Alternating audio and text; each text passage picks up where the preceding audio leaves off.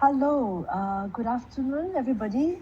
Welcome everyone to yet another Autumn Conversations, and thank you for being on time. I know some of you are dialing in from overseas. Could you just type in on the chat box on the right side of the screen where you are from, coming from, so we know. And there's a chat box that you can also type in the questions later on. Okay, for those who are new, Autumn is a digital financial health and lifestyle platform created to help our users prepare for retirement holistically. The app will be launched next month, and Autumn Conversations is a series of webinars where we invite thought leaders to share insights in various areas such as financial, health, and lifestyle. And we want you to take away from these conversations ideas that will help you create possibilities for a better future. Today, we are very privileged to have Mr. Lim Kim Pong, CEO of Strengths Asia, one of the largest strengths-based coaching platform in Singapore. And Kim Pong is the creator of the REFRAME program.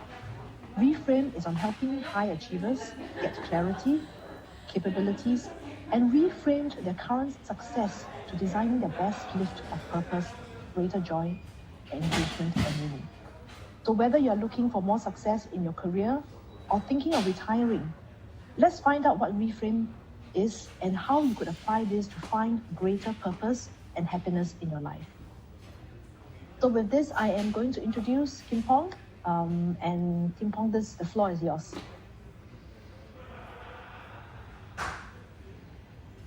I think it's on mute.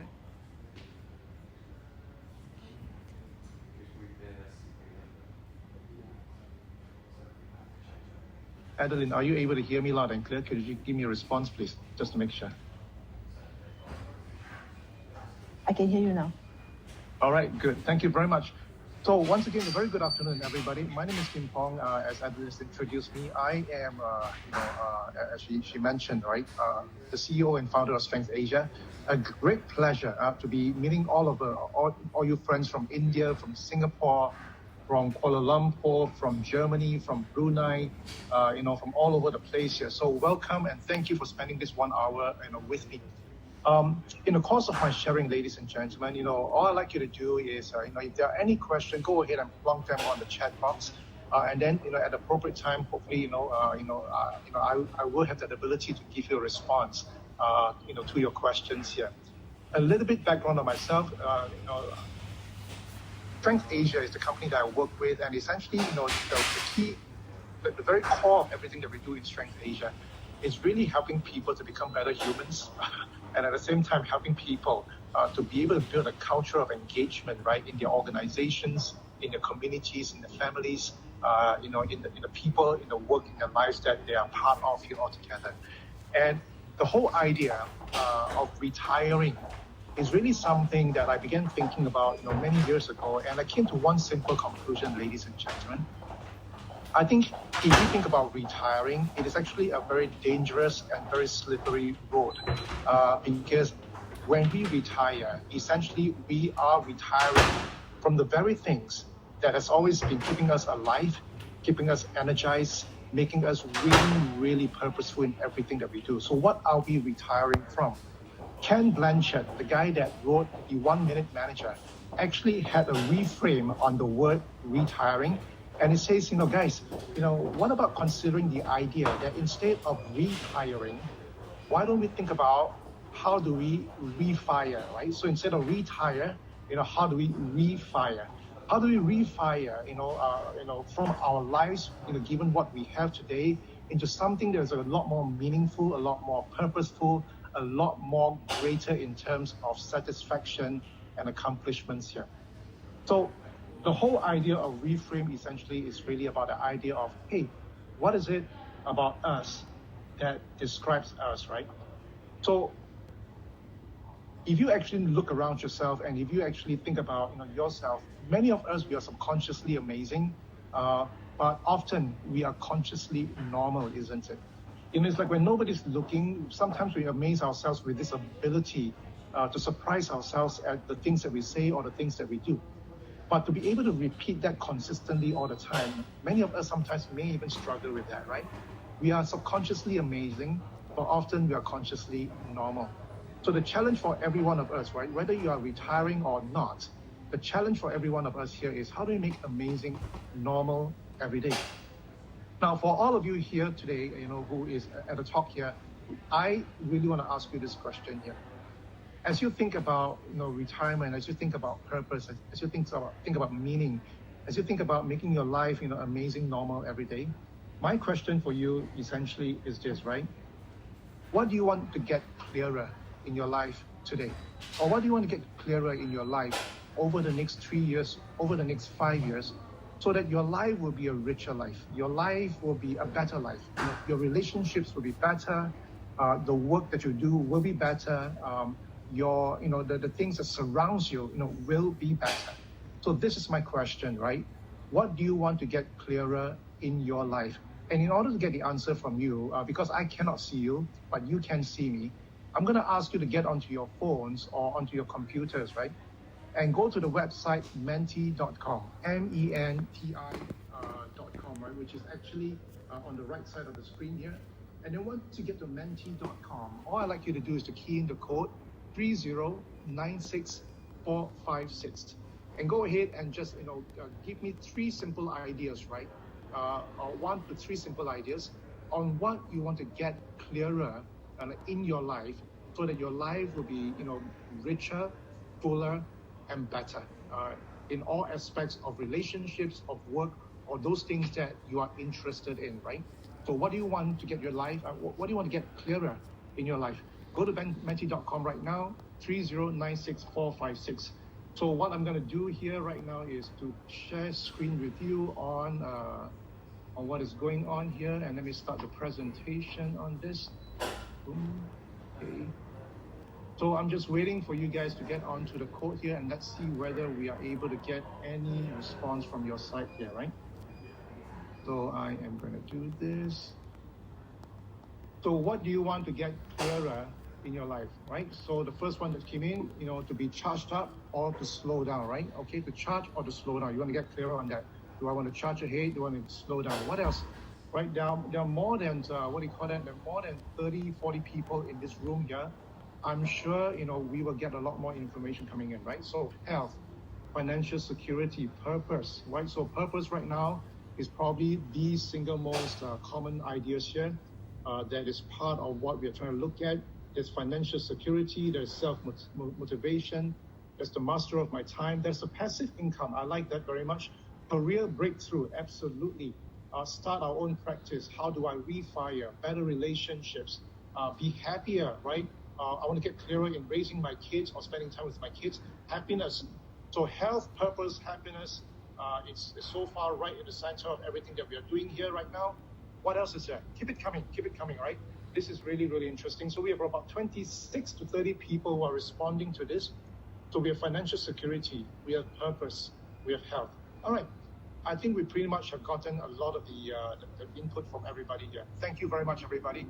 I will come back to this later on as part of the whole discussion here. But for now, it is quite safe to say that on top of everybody's minds today, health, purpose, happiness, financial security, passive income, is pretty much in the center of everybody's thinking, right? So let me just get straight into my conversation today. Now, I'm going to be talking about between 30 to 40 minutes. And at the end of the whole session, we will take questions here. Now, all of you are working individuals in your company, in Stanchart, or in other places where you're coming in from, right? And every one of us spends about 1/3 of our lives working. And the reason why I think we all spend 1/3 of our lives working, the reason is a really simple idea, right? It is really to achieve success for ourselves. And very often we link success, right? Say, hey, if we are successful, right? If we are successful in our careers, if you're successful in putting bread on the table, if you're successful in doing this and that, it should actually, bring us happiness, right? Success begets happiness. But you and I know that many people who are, successful financially, successful in their careers, successful in many other things that they do, they may not necessarily be the happiest persons in the world. They may not actually be downright happy in what they're doing. And the reason is a very simple reason here, ladies and gentlemen. The whole idea that if we get success, we will be happy, right? But the idea is a really simple one, that happiness do not revolve around success, right? Happiness do not revolve around success, but it's actually the other way around. It is actually, success, that revolves around happiness. Because there are two sources of unhappiness in life here. Number one, one is not getting what you want, right? You're working so hard, you're not getting what you want. And two is when you actually got it, right? You found the success you want, and then suddenly you feel the emptiness in you, right? And as I said just now, happiness do not revolve around success, but it's actually success that revolves around happiness. And at the very core of happiness, ladies and gentlemen, is a very simple word that we all must get greater clarity in. We want to be clearer as we become older in this piece here, because that is the key to bringing us that happiness. And that core word here is purpose. Now, my question to every one of us here is this: do you know your purpose in life? And I would dare say that many of us will struggle with that answer. And this is something really interesting, because I think we strive for purpose, but yet, we struggle to find purpose. Now, if you think about purpose, right, you got to go down to the very essence of it, which is, who you are at your very best. Who are you when you're truly in your element, right, at your very best, to really inflict, to really impact that purpose you're meant to bring. So let me give a simple example, right? This is a pen, right? And we all know the purpose of a pen, right? The key purpose of a pen is so that we can use this to write something, isn't it? Same thing, right? If you talk about a hammer, what is the key purpose of the hammer? Well, the key purpose of the hammer is to knock nails in, right? So the idea is by identifying that this is a pen, by identifying that this is a hammer, we actually are able to figure out what is the purpose of those instruments that I've just shown you. But a human being is a little bit different. We are multifaceted. We are really much more complex than a pen, much more complex than a hammer. And this is something that I want to say right off the bat that's going to save you a lot of heartaches and pain here. To find out who you are, to become clear on your purpose, that is an impossible task. We can never be fully clear on who we are. We can never be fully clear, on what our purpose is, ladies and gentlemen.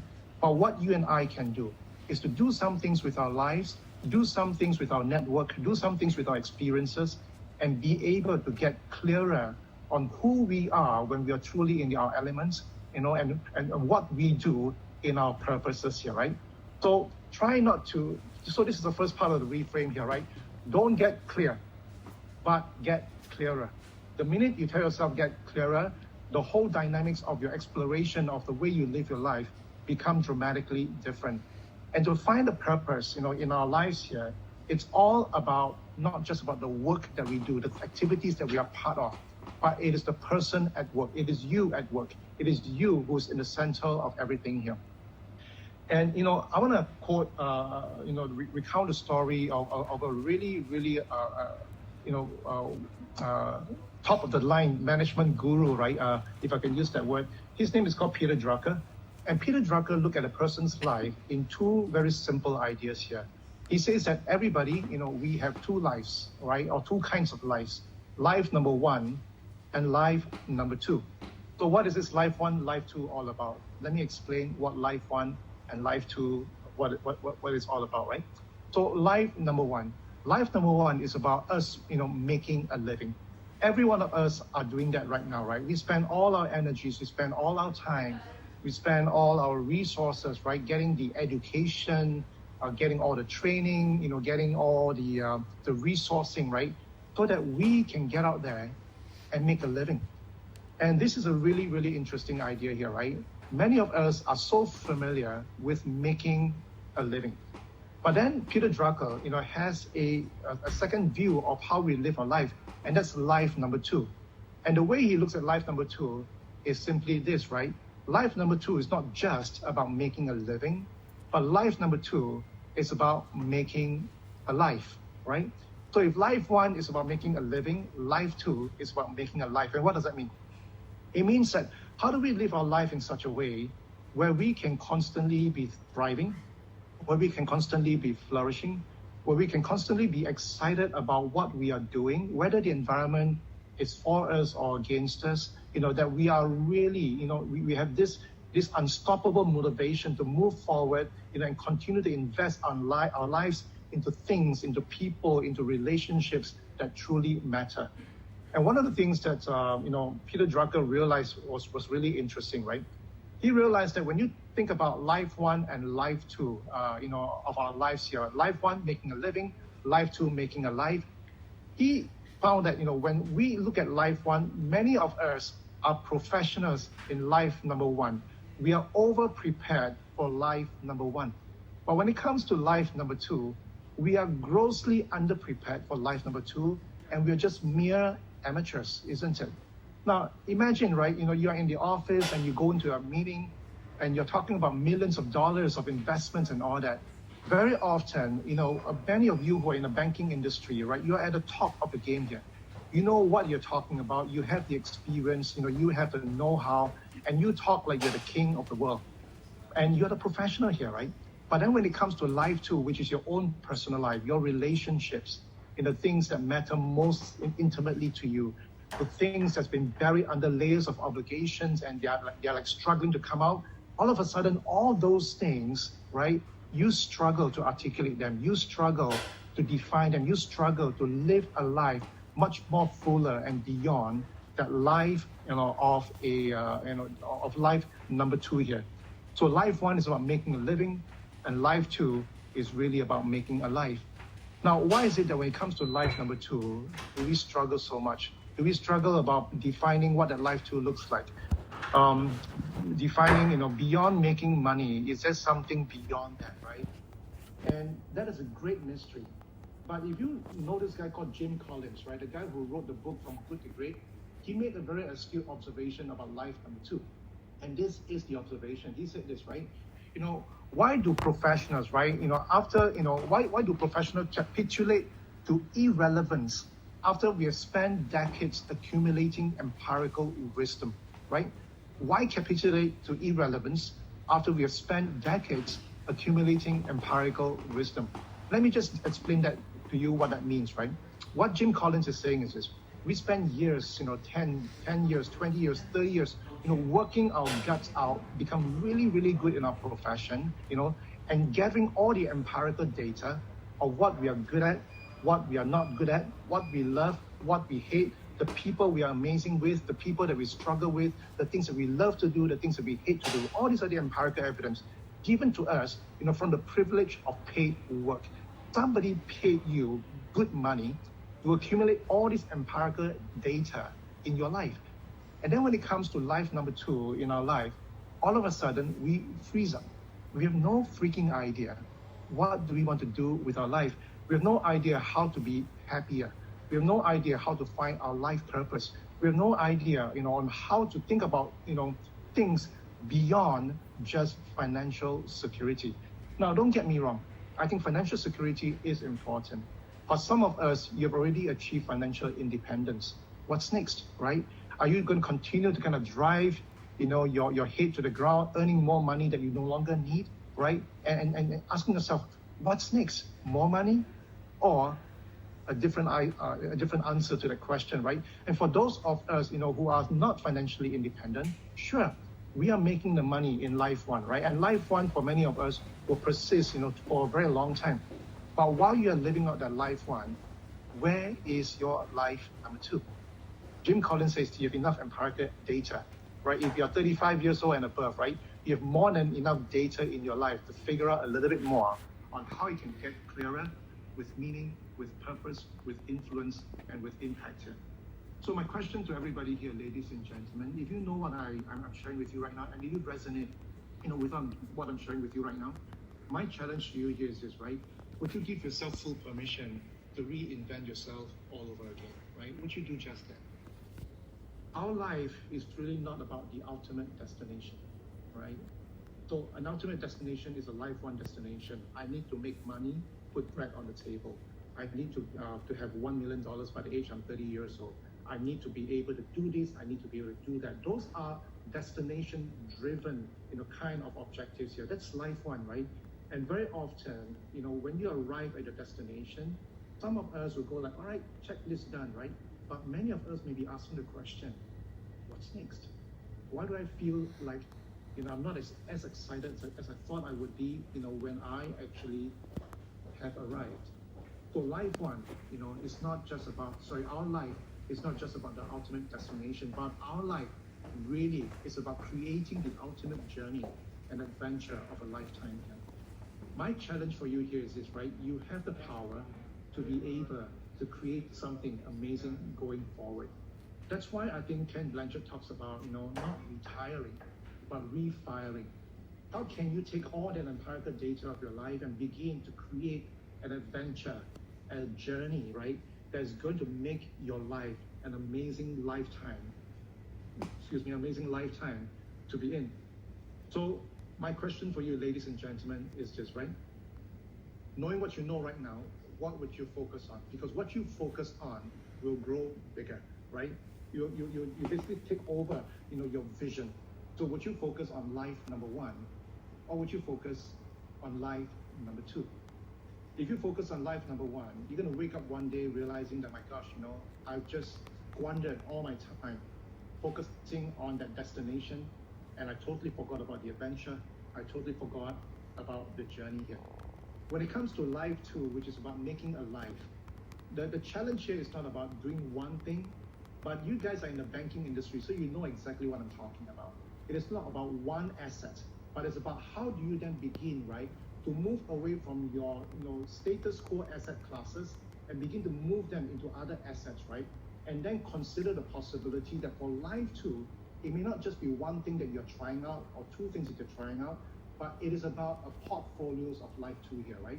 Are you able right now, right, while you're financially okay, while you're gainfully employed, begin to put your mind, begin to put your time, begin to put your investment into things that you possibly could be interested in that could make your life thrive and flourish beyond the dollar sign, right? Beyond financial security here, right? It could be, coaching people. It could be investing into a sustainable social impact business. It could be pursuing a dream of yours, right? What are these multiple portfolios of life two that you can begin to build in your life today? Now, I want to show you something that's, that really matters a whole lot to you later on as we go along this, right? But the thing I want to show you right now, if this is something that you really want to do, the portfolio of life two here, you feel that, look, I can do something about this, then I'm saying this, right? Start now. Because the farmers do not harvest at the last minute. Now, you have the success or the financial success that you have today. It didn't come overnight, isn't it? It came after many years of hard work, many years of investments here. Farmers do not harvest at the last minute. Many of us actually have no ability to do this on the last minute, right? Farmers, if they want to harvest anything, they plan, right? They plant a little seed. They make the ground fertile. They water the seed and they watch the plant grow.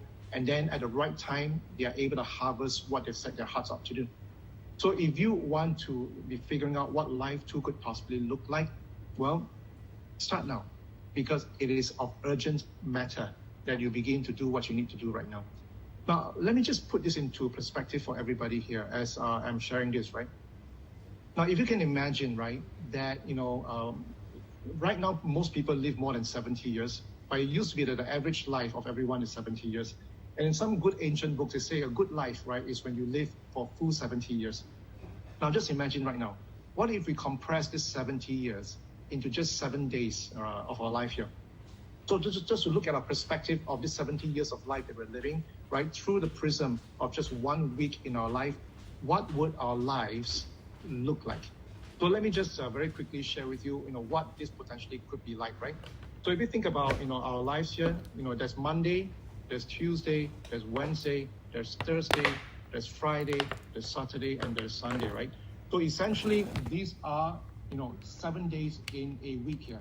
And, as I mentioned just now, let's kind of let every day represent 10 years of our life, right?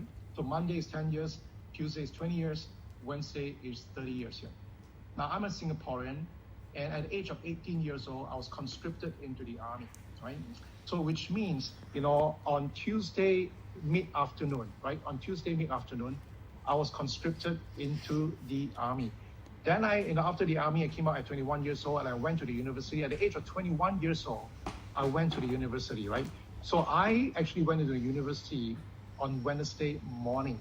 Now I graduated eventually, and then I found my job, I think at the age of 24, 25 years old. So sometime on Wednesday afternoon, I got my first job, my first career. And actually I worked for a bank, way back. And then at the age of 27 years old, I got married. And so that was in the early evening, right, that I got married on Wednesday evening, that I got, married to my lovely, lovely sweetheart, Chun. And then at the age of 28 years old, both of us had our first child. So married on Wednesday evening, and when it's close to Wednesday midnight, right, I had my first baby boy. Today he's 29 years old. So if you do the math, right, this year I am actually, 58 years old. So at 58 years old, it means this, right? It means today, based on these 7 days, I am already on my Saturday evening, right? I'm already on my Saturday evening. Now that's a terrifying thought, isn't it? If you think about it, because for me at 58 years old, my weekend is already here, and my week is about to be over. The first time when I saw this, my life in the perspective of 7 days, I was probably in my Friday afternoons here. And I told myself, my gosh, I still have the weekend, to live for here. Because it's coming around really fast, I can prepare for this. But now as I look at myself, that contrast is even greater right now. My weekend is almost over. So my question for you here, ladies and gentlemen, is this, right? Where are you right now in these 7 days here? Right? If you're thinking about retiring, well, think again. Because, there's so much things that we need to do with our lives other than just, sip, margaritas with umbrellas, go by the beach, although now you really can't do that because of COVID.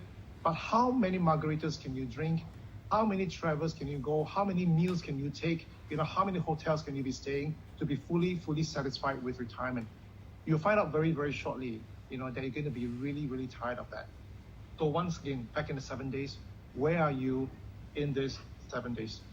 There is a real urgency, ladies and gentlemen, right, in really figuring out, where are we in our lives and what are we going to do about it.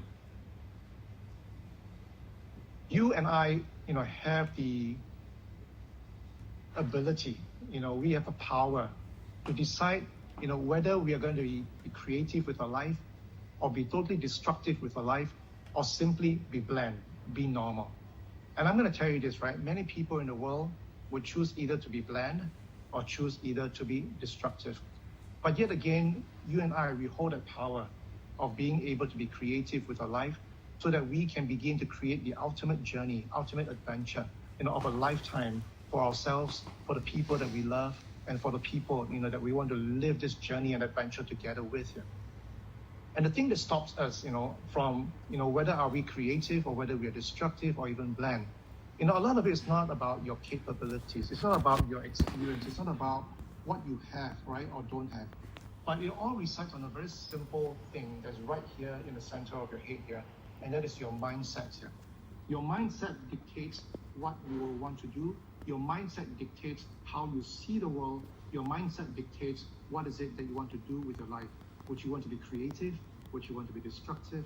Or would you want to be simply just bland? Now, allow me to just read through for you, some, quotations that I come across that I really, really like, with this whole idea of a mindset here. And the first person I want to quote is Jim Elliot. Right now, he's a missionary, and he says this: "You will not do incredible things without an incredible dream." The first time when I saw this, I was really struck by this. I asked myself, Kim Hong, how courageous are you to be able to dream that incredible dream, right? How courageous are you, or how willing are you, or what kind of permission am I going to give myself, right, to be able to dream that I've always yearned, to try or to do something about it here. You will not do incredible things without an incredible dream, excuse me.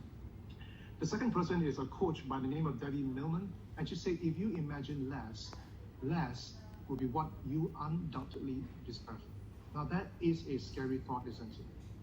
The third quote I want to share with everybody, comes from somebody that I think we all know, And I'm just going to read, what he did, right?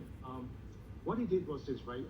He actually wrote himself a letter telling himself that this is the dream, that the impossible, incredible dream, that he's trying to achieve here, right? And the letter that he wrote himself was this. He said this: I will be the first highest paid Oriental superstar in the United States. I will give the most exciting performances and render the best of quality in the capacity of an actor. Starting 1970, I will achieve worldwide fame, and by the end of 1980, I will have in my possession $10 million. Well, I don't think we have to think too hard about who this person is. This is none other than Bruce Lee. He wrote that letter to himself in 1969. By the time 2 years later, he has achieved everything that he has written in the letter. He has achieved worldwide fame. He has achieved in his possession $10 million, right? But in 1973, he passed away. And that, to me, was a sobering thought.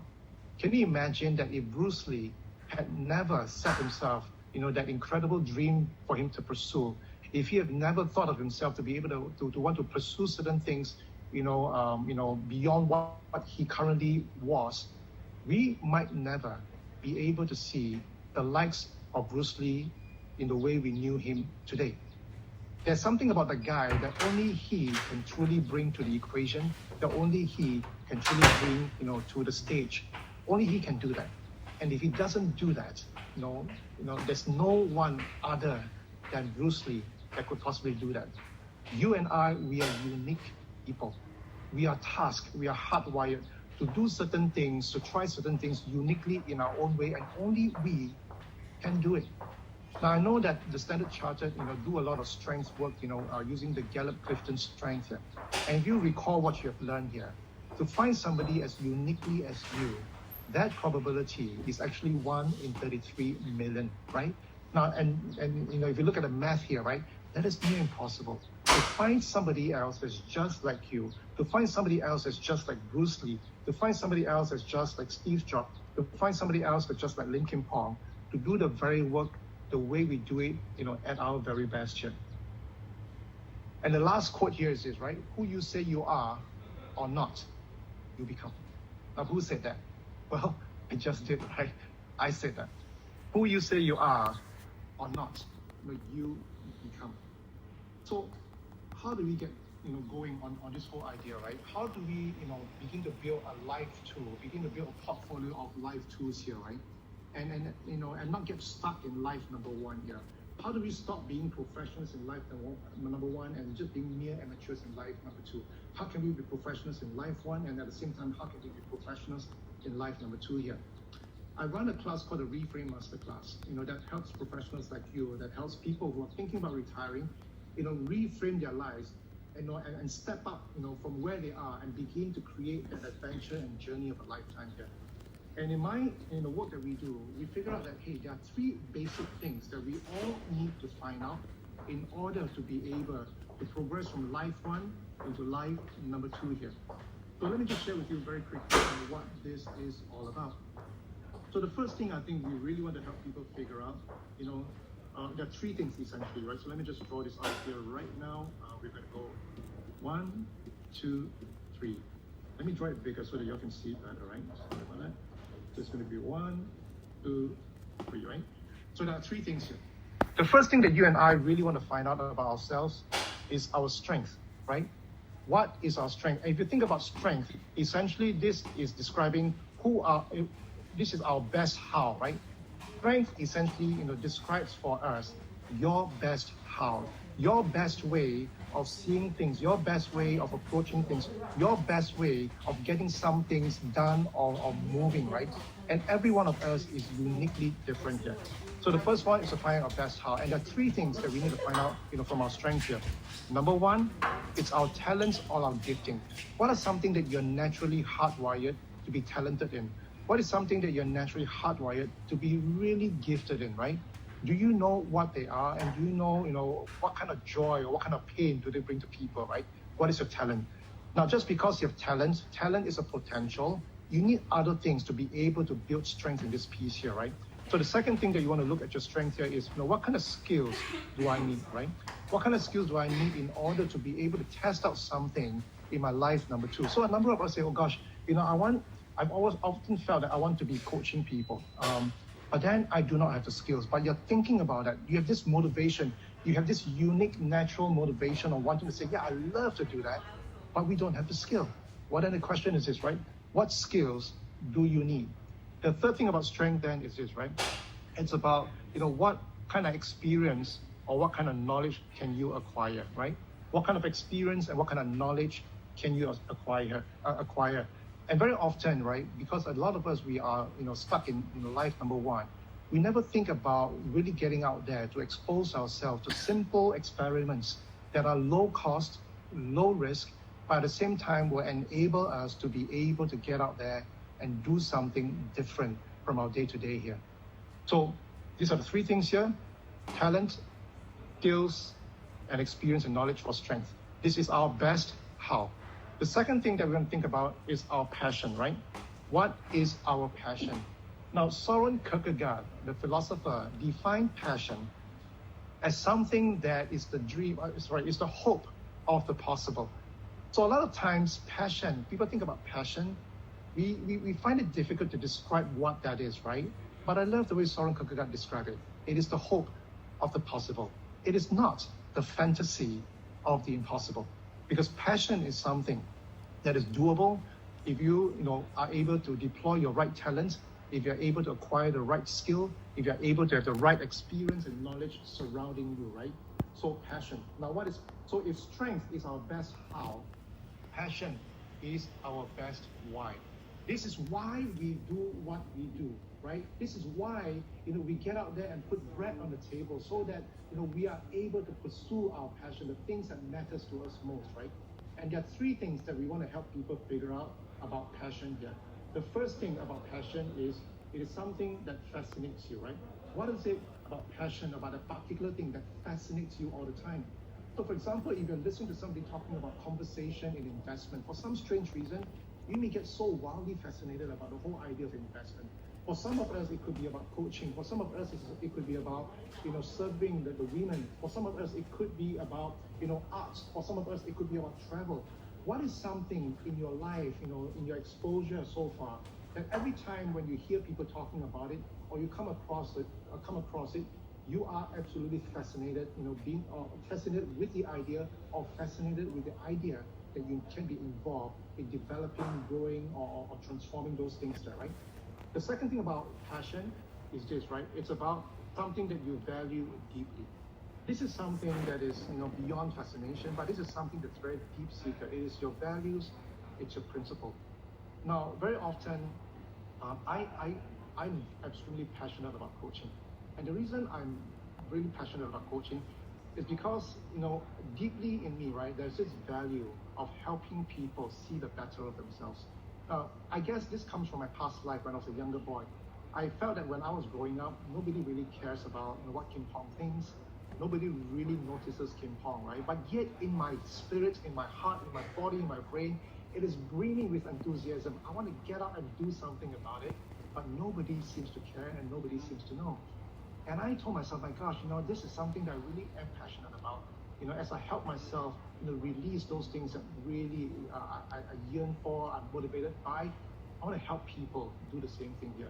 So very often your own yearnings, right, your own yearnings when you're a little boy, or your past pains, right, when you were younger or whatever, they actually can become something that could be your ultimate passion here. It is something that you value. And the last thing here is this, right, passion is emotional, right? It is emotional. Now, when you get into the right passion space here, right, you're going to figure out something here. It's going to get you really energized and get you really, really excited. I can be in coaching conversations all day long. I could be physically tired. By the end of the whole thing, it is all worth it. Something in me is brimming, right, with a lot of positive emotions that tells me this is really worth living for. So the 3 things here, right? Passion is about our best why. It is the unstoppable motivational force that pushes you forward in both life 1 as well as life number 2 here. And the 3 things that we're going to help you find out is, what are you fascinated with? What is it that you value? When can you be emotional about this? And the last piece here, right, is the role, right? R-O-L-E, is the role, R. Now, you may be asking yourself, my gosh, role, what's that got to do with it, right? So let me just kind of put this in this manner. Many of us could be leaders, but we may not know our role as an encourager. You may be a father, you may be a mother, but you may not know your role as a friend. Now, you may be some normal executive in a big organization like Stan Chart here, right? But you may not actually understand that you actually have a role as an amazing influencer, right? So job descriptions, the work that we do, those are not our role. Those are the things that people pay us to do, right? But while they give us that platform of privilege, the platform of execution, what is it that you truly do to people around you, to things that matters to you, through the unique role that you do? So the role here essentially, so if strength is our best how, passion is our best why, then our role is our best what. This is what you do. This is what you do and that you live for at your very best to impact and to change the world around you. And there are three things that we're going to find out about our role here. Number one, who are we excited in serving? What is it that we actually do? And last but not least, where can I do this? Now, the idea here is this, right? You can actually play the role outside of the organization that employs you. Because at the end of the day, sometimes the organization is just basically the life one enablement, right? Is to provide a living so that your life too has the ability to get out there and flourish and to thrive. So where you serve may not necessarily be where you work. Who you serve also may not be necessarily be where you work, and what you do may not be necessarily what you're paid to do. So if you think about this whole thing here, right, at the center of everything here, and you know the drill here, right, is the sweet spot here. And this sweet spot here, ladies and gentlemen, is basically who you are at your very best. This is who you are when you're truly in your element, impacting the world around you. So if you want to reframe your life and ask yourself, how do I go from life one to life two? Well, sometimes it's not about abandoning life one, right? Stopping life one and moving to life two. No, sometimes it's about life one and life two going together. For some of us, we are able to retire life one and focus on life two, right? But most of us are not in the category. Most of us are in the life one, life two category where we still need to toggle this. And the challenge is this, how do we do this? Well, to break it down, the complex idea into these three simple ideas is to find your strength, find your passion, find your role, and eventually find out who you are potentially at your very best here. So this is what I really want to share with everybody on those three simple ideas on what we want to do here. Now, if this is something that's interesting to you, we can talk more about this. But for now, I just want to challenge you with one final point here. Don't ask what the world needs and go do that. Don't ask what the family needs and go do that. I need money, I go and find money, right? I need bread on the table, I go and find bread on the table, right? Don't ask what the world needs and go do that, but ask what makes you come alive and then go do that. Because what the world needs, what your family needs, what people around you need, are men and women like yourself who have come alive. Now, who said that? Well, it's not me, right? But it's by this guy called Howard Thurman, who's a black philosopher who lived in the 1800s. Now, to me, that is massive, right? To be living in an era, with its race, to be able to come up with something so powerful here. Don't ask what the world needs and go do that, but ask what makes you come alive and go do that. Because what the world needs are men and women who have come alive. So with that, I am going to stop and I'm going to take in questions if there are any questions. So Adeline, back to you. Could you help me moderate the questions here if there are any? And we can take this into the conversation. Yeah, thank you very much. Right. Thank you, Kim Pong, for the very inspiring presentation. I've got some questions coming in. One of the questions is by Rashpi. It's one thing to write a letter like Bruce Lee. How do you believe in it? Yeah. That's a really, really good question. So remember what I said about passion. I didn't get your name just now, right? But passion is not about the fantasy of the impossible. Passion is about the hope of the possible. The fact that Bruce Lee could write a letter like this, I don't think he was fantasizing about the impossible. He already, has a certain set of skills. He already has a certain set of experiences here, right? To be able to do what he does. So what I'm saying here is this, right? Bruce Lee, like it or not, have unconsciously, gone into the space here and figure out, he knows his strength. He knows his passion. He knows his role, right? The question then is that does he dare to have the dream so that this strength, this role, this passion, this sweet spot here could be riding on that ladder? Many of us do just write the letter without understanding, what are the parts that makes up that letter. What I'm saying simply is this, right? Figure out who you are at your very best. Because as you are figuring out, as you get clearer, remember what I say, we're not trying to get clear, but we're trying to get clearer about who we are. Get clearer on your strength, get clearer on your passion, get clearer on your role. And as you get clearer on these three elements here, right, you begin to get clearer on what that dream potentially could look like. I hope I've answered your question. Thank you. Next question, please, Adeline. Thank you. Okay, there are two questions here, fairly similar. I'm so just going to collapse it into one. Okay, what do you do when Life One keeps pulling you back, especially during this time of pandemic? And for some people, it's not just about reinventing Life Two. Some of us may need to reinvent Life One. Mm-hmm. Yeah. That's a great question, guys. And I want to let me just do something here if I can. Just give me one quick second here while I set up this piece here. So remember what I said just now, right? That I think some of us, it's not just about, life number one. Sorry, some of us it's not just about life number one. Some of us it's about life number one and life number two, right? Many of us, still need to figure out the whole idea of life one. How do we make a better living? How do we be better in what we are doing? And this still does not escape, the three simple ideas here. If you want to be at the top of your game here, you need the three things, right? You need your best how, you need your best why, you need your best what. Okay, let me just do that again. This is too small. Do that. Sorry about that. Right? Right, you need your best how, your best why, and your best what.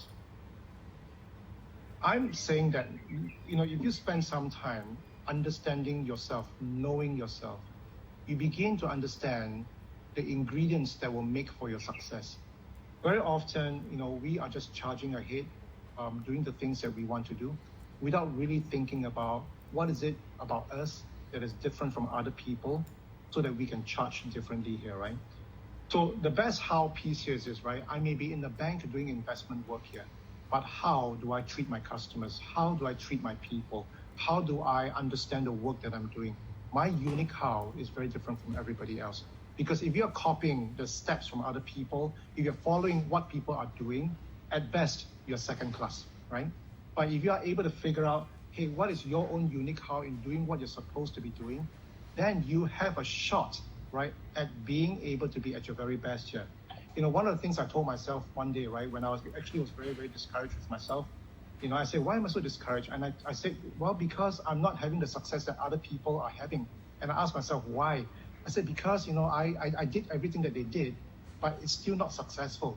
And then the thought dawned on me, right? The thought was this, Kim Pong, stop betting on other people, but start betting on yourself, right? Start believing on yourself and start betting on yourself, because who you are is potentially the very best, right? It's the source of the very best of who you are, right? It can become something to lead you to the very best of who you can be or what you want to be, right? So the idea here is this, right? It's about figuring out this simple mechanics here. How am I different from people in the way I do things? Why? This is my motivation. These are the things that gives me the added firepower, the added fire energy to become more skillful, to become more willing to put in all that hard work, to do the things I really truly want to do. It's motivation here. And the what here is this, right? It is not just about the people at work, but it's the people that you want to work on, right? That essentially will give you the satisfaction, that joy, that purpose, that meaning in life, right? So I'm going to pause here. Adeline, I hope I've answered that gentleman or lady's question. Over to you. Thank you. Okay, one question that talks about spirituality. How does that help in the journey from Life One to Life Two? Oh my gosh, that is so... Yeah, thank you very much. I think that's a really, really good question. So actually within this, the reframe model here, right, there's actually two other big pieces here which I didn't share with everybody. And I call them the anchors, of your life, right? The first anchor is the anchor of intimacy. Let me just write it down. And the second one is the anchor of time, right? So let me not talk about time, let me talk about intimacy here. So intimacy really is about relationships, right? It's about connectedness. It's about, the people that are important to you, the people that are in your first circle. And if you're spiritual, right, the spiritual beings, the gods, the connectedness ideas that you have here, very often, the human being is not just a human doing, right? I mean, we are a human being, right? So there's something, I mean, whether you agree with me or not, there's something more than just us, right? There's this soul about us, there's this spiritual thing about us, there's this ability to go beyond, what you see or meets the eye here. So I think that intimacy is very important. And for some of us, it's relationships. For some of us, it's spirituality. For some of us, it's something else, right? But these are the very things that brings the essence of meaning and purpose in a life even more substantial, even more fuller here. So one of the things I do ask a question around the coaching of REFRAME is this, right? What are you doing, right, with things that you consider to be intimate with your life? Are you ignoring it, or are you working on them? Many of us, because of life number one, we work so hard because of the very people we want to serve, our families.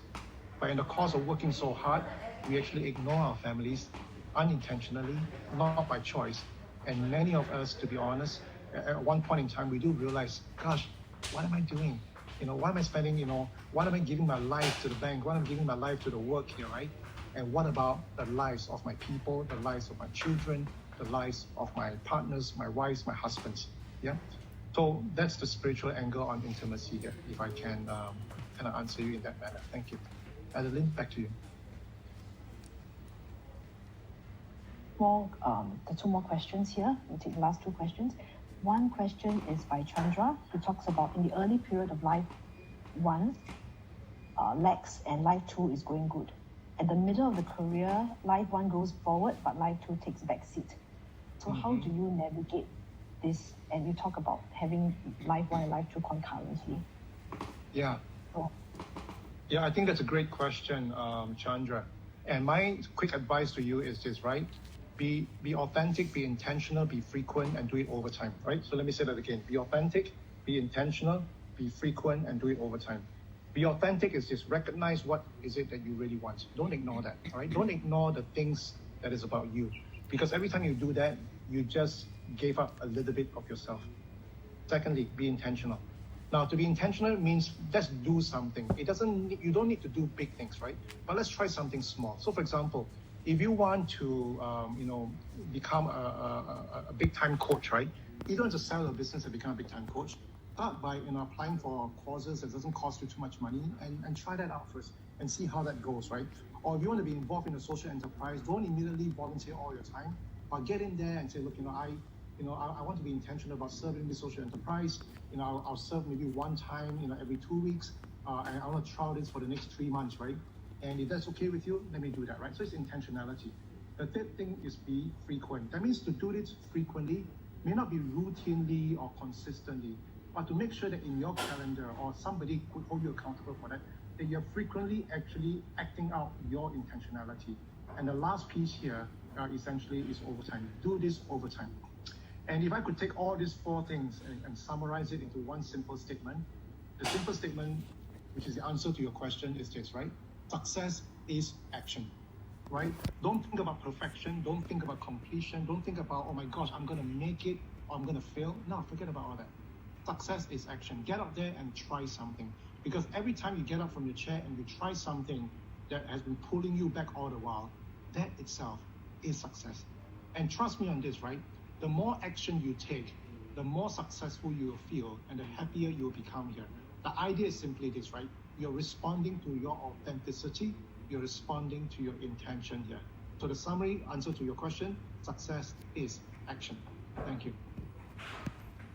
Back to you, Adeline. One last question here. Are there any tools or techniques available to help us clearly identify our talents, passions, and growth? Yeah. So actually, there is something. So one of the things I've done, right, essentially is let me see what I can do this really quickly for you guys here. Just give me one quick second, everybody. Oh my gosh, I just lost the chat here. Oh my gosh.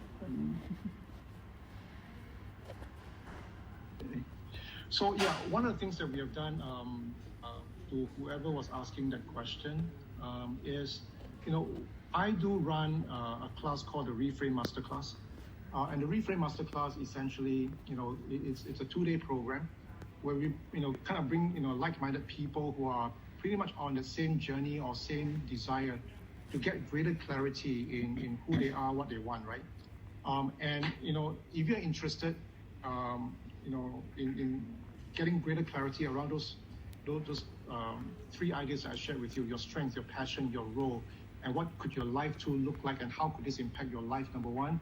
You may want to put your name down together, and then, when we are running the course, in the course of the next quarter, we could actually contact you and let you know about, when the course is going to be at, right? So to do that, let me just put this into the, into the thing here for you, if I can. Let me see how am I going to do this right now. Okay. Can I suggest that for those who are interested, connect Kim Pong on the LinkedIn? Oh yeah, that's a great idea. Why don't we do that? Yeah. So if you if you go to LinkedIn and you go on, say, Lim Kim Pong, you just find me on the LinkedIn, DM me, right? Ping me a message and tell me, hey, I'm interested. I'll be more than happy, to touch base with you here. What I wanted to do is also to give you a link here that you can follow, but I think what I did was I accidentally closed all my files here. Oh, this is crazy. That's terrible. Okay, I think we have come to the end of the presentation.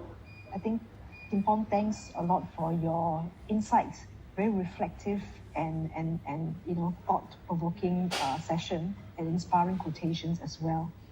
And for those who have stayed through, thank you for your time. I'd like to thank Kim Pong for his insights as well about reframing.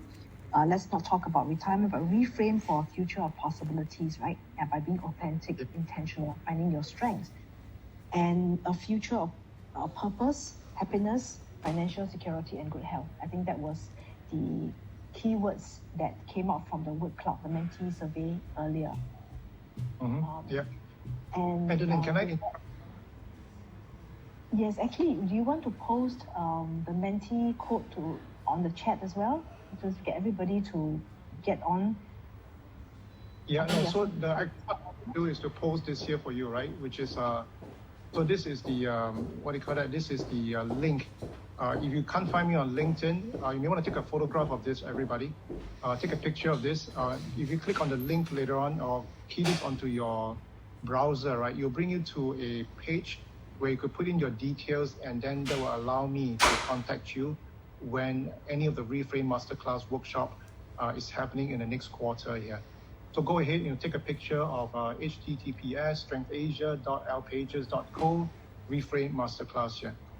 So go ahead and just click on that. Not click on that, go ahead and take a picture of that, and then at your own time, go ahead and link in with the information here, or can find me on the LinkedIn platform here. Thank you very much. Yeah. And Kim Pong, one last question. I think there was a post on the chat asking for any good books that one can read. Oh, wow, cool. Well, there are actually quite a number of, okay, there's one book that I think you may want to read, and I'm not sure whether I get the wrong title here. Forgive me if I get it wrong, right? But the title of the book is Chasing Daylight, right? Chasing Daylight. So it is actually written by the former CEO of KPMG, if I'm correct. So here was a man who's highly successful at the prime of his life in life number one. And then all he did was to go for a visit for a medical checkup, only to find that I think he's only got 3 months left to live. Now, the book was a fascinating book. It was written, from the time he discovered his illness to the time he died. And Chasing Daylight, right, was a really, really good book that really inspired many people that I know because it gave people that sense of urgency. It gave people a sense of perspective that actually, we are so focused on life number one that we totally, kind of subconsciously ignore and forget about life number two. So Saving Daylight is a great book here. A second book is the book called Halftime, but that is a little bit more, it's a more Christian-based book, right? So for those of you who doesn't mind the Christian intonations in the book, Halftime is actually a very good book to read. Then there's another really interesting book to read, and that is called Design Your Life, and this is by two Princeton professors. So go ahead. So these are three simple books, and they are all different degrees of approaches in essentially trying to answer the same question that we are trying to answer. What's my purpose? What's my meaning in life? Right. So I think Chasing Daylight, Halftime, and Design Your Life. Thank you. Thanks, Kim Pong. What I'll do is I'll summarize the list of the books and send it over to the people who have registered for the sessions. And thank you once again, Kim Pong, and thanks everyone for spending the time with us. And just want to share a little bit about autumn. We talk about life it's a journey towards possibilities, right? And it starts with getting your financial security being sorted out. And that's what autumn is created to help you with. And Autumn, it's a digital retirement app and will be available on the Google Play Store or iOS Play Store early next month in Singapore. Look out for more details. Until then, we will sign off now and do look out for our next Autumn conversation. Thank you, everybody. Thank you, everyone. Bye-bye. Bye.